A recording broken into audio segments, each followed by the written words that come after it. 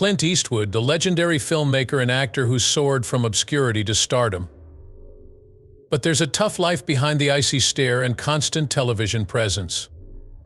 From the emotional toll of early career setbacks to the upheaval of a childhood characterized by repeated relocations, Eastwood had it rough.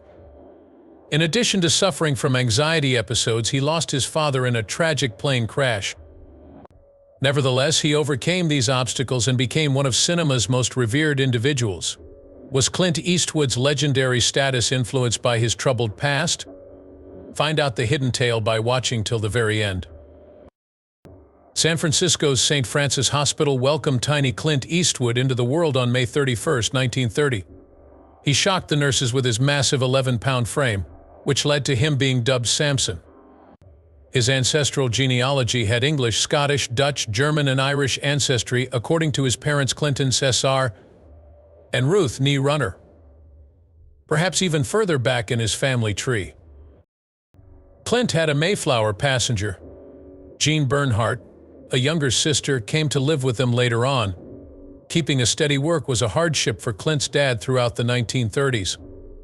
He dabbled with San Francisco's detective work and tried his hand at sales. The Eastwoods settled into comfortable Piedmont, California in 1940 after a tumultuous decade of upheaval. Please disregard Clint's anecdotes on the Great Depression. A swimming pool, membership to a country club, and all the trappings of a comfortable life were at the Eastwoods' disposal. Unfortunately, Clint struggled in the classroom.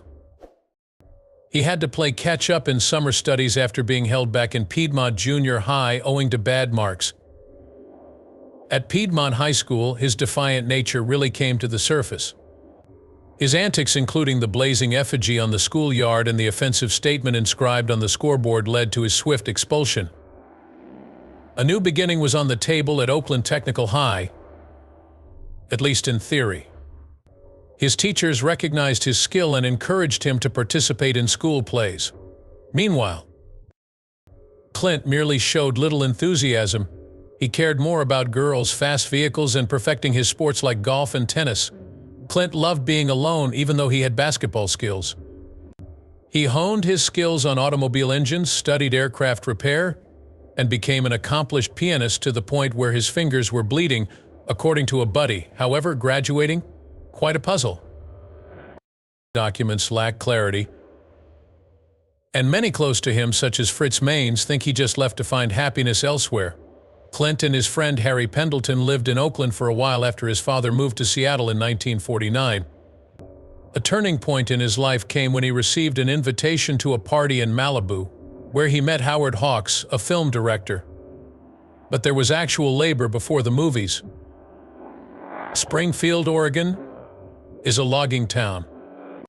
After earning his Red Cross certification, I even played ragtime piano at an Oakland nightclub and worked as a lifeguard for a while.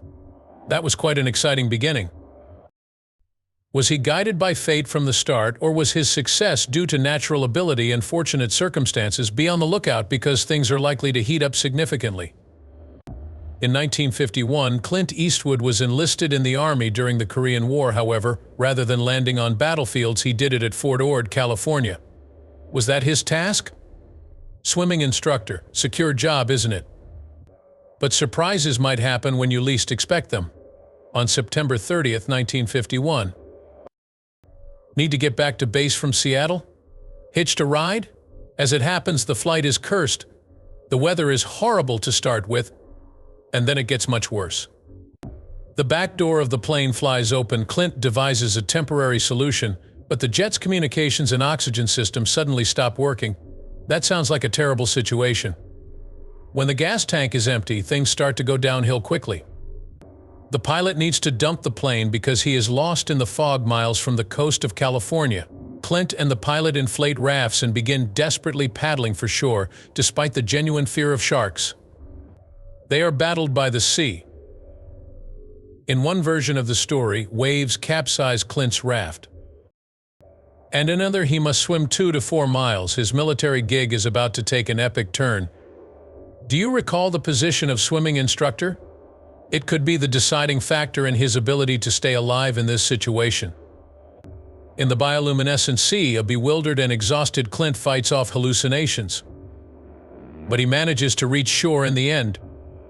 He meets up with the pilot, who miraculously made it through the ordeal as well after stumbling into an RCA radio station while feeling numb and shocked. Escape from Alcatraz starring Clint years down the road. He plays Frank Morris, a prisoner who daringly swims across the icy San Francisco Bay to escape the notorious island jail. Life-mimicking art? It seems like Clint got the determination that makes his movie escape so convincing from his brush with death. Life in the military isn't all hard labor, though. With his meager $67 per month salary, Clint supplements it with a side gig at a sugar plant. Not to mention the alleged affair with the daughter of an officer. A solid network of contacts is always useful. Not even at that. He was inspired during a journey to Carmel. I long to call this place my home one day. Richard Long and Martin Milner, who would go on to shine on television, are among his military friends. During the 1970s and 1980s, Clint Eastwood made the transition from the dusty plains to the metropolitan streets, exchanging his spurs for a badge. During this time, the legendary San Francisco cop known as Dirty Harry first appeared. Harry wasn't above breaking the rules to get what he wanted. Thunderbolt, Lightfoot, and the Gauntlet films, in which the boundaries between right and wrong were more porous, carried on the idea of the renegade wearing a badge. Featuring his orangutan sidekick Clyde. Eastwood also displayed his humorous side in the Every Which Way movie. Clint proved his acting chops weren't just for heroes in the terrifying breakout from Alcatraz, which marked the end of this period. Just as convincingly, he could portray a frantic inmate. Tragic events befell the film crew of the 1975 thriller The Eiger Sanction. For a couple additional takes of a climbing scene, stunt double David Knowles, an experienced mountain climber, was required. In order to accomplish the objective, he collaborated with fellow climber Mike Hoover. Unfortunately, tragedy struck when they managed to get their hands on the tape. The men were standing on a ledge when a boulder slammed at them from behind. Mike Hoover had a broken bone and terrible injuries, while David Knowles passed away. The disturbing detail was similar to a tragic event that had been captured by the same crew only days earlier. We flew up to that exact place, and there was the scene that we had been simulating for 2 days. That was the shock, according to one of the remaining climbers. Dave Knowles' life is precariously entwined with the rope. Unbelievable, that is. Imagined worlds collide with the actual world. Clint Eastwood was heartbroken by the news. He was so distraught at the loss and his guilt that he almost gave up on the endeavor altogether. Despite this, his crew, who were well aware of the dangers of filmmaking, insisted he go on, saying that this was the only way to properly commemorate David Knowles' legacy.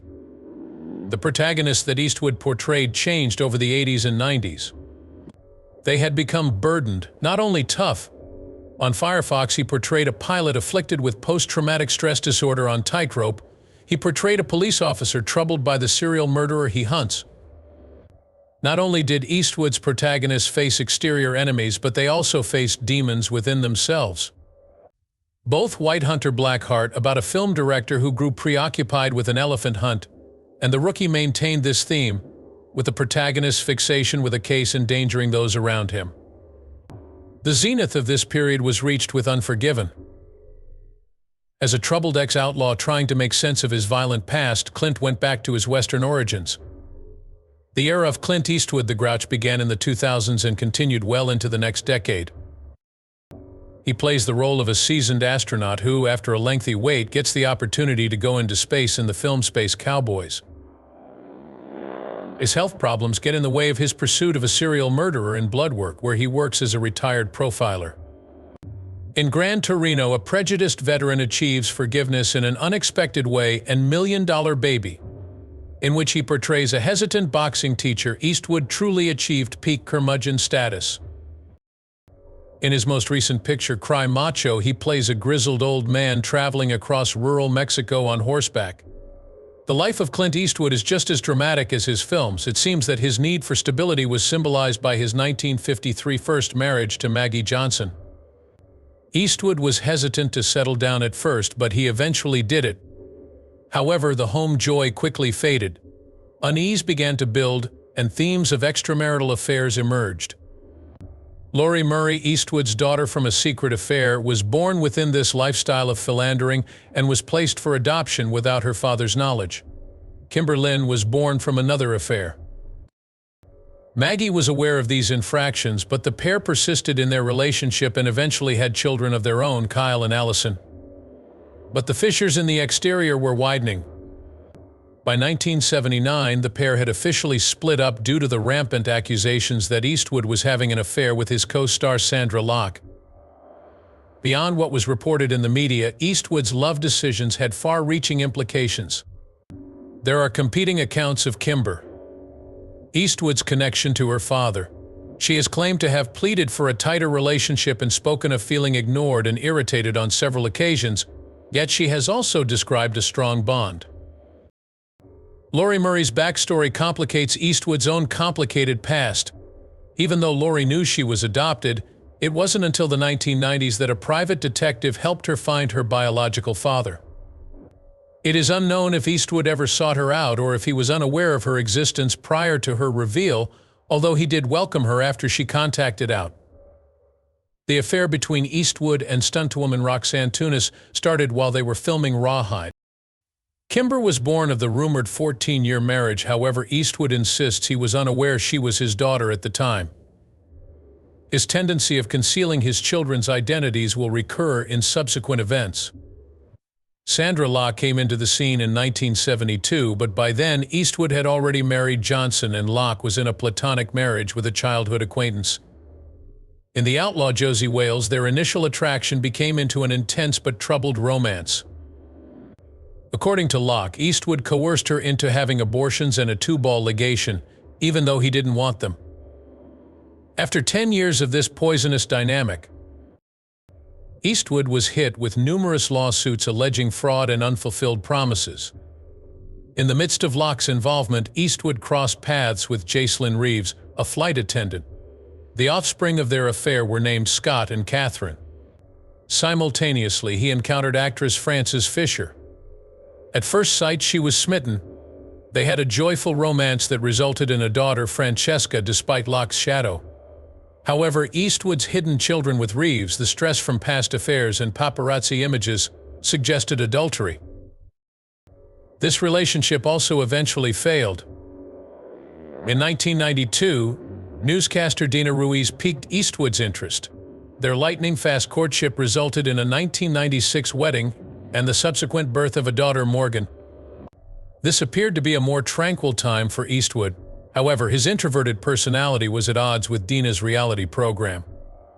As Eastwood started seeing Erica Tomlinson Fisher, his ex-wife, things took a turn for the worst as Dina turned to her old buddy Scott for assistance. Officially, the marriage collapsed in 2013. However, Eastwood fell in love with hostess Christina Sandera in 2015, as one tale concludes. Their connection has been under wraps, even taking pleasure in attending events with Eastwood's children and exes, implying a cordial maturity as he ages.